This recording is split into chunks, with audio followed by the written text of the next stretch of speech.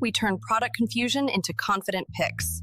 If we earn your trust today, return the favor with a subscribe so we can tackle the next lineup. Okay, so we're comparing the Breville Barista Pro and the Jura E8.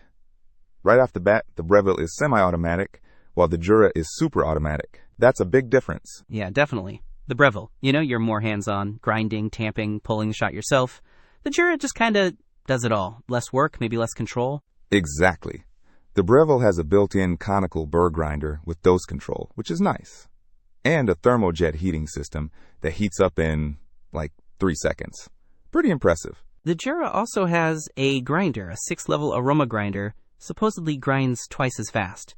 And it uses something called pulse extraction process, or PEP, to optimize extraction. Sounds fancy.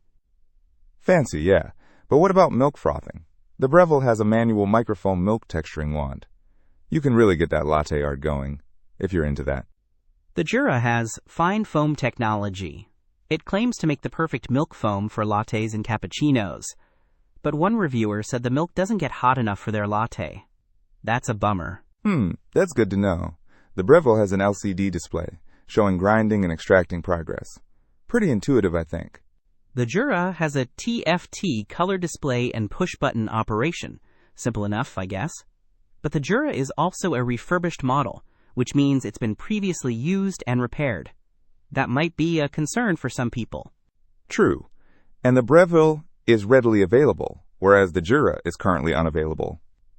Also, the Breville has way more reviews, like over 3,000, with a 4.4 rating. The Jura only has 1 review, but it's a 5-star. Hard to compare based on that. Right.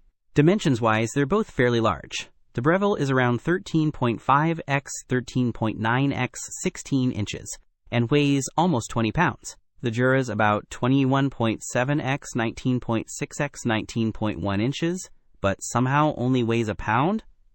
That can't be right. Yeah, that weight seems off. Overall, it seems like the Breville is for someone who wants more control and is willing to put in the effort, while the Jura is for someone who wants convenience and doesn't mind potentially sacrificing some customization.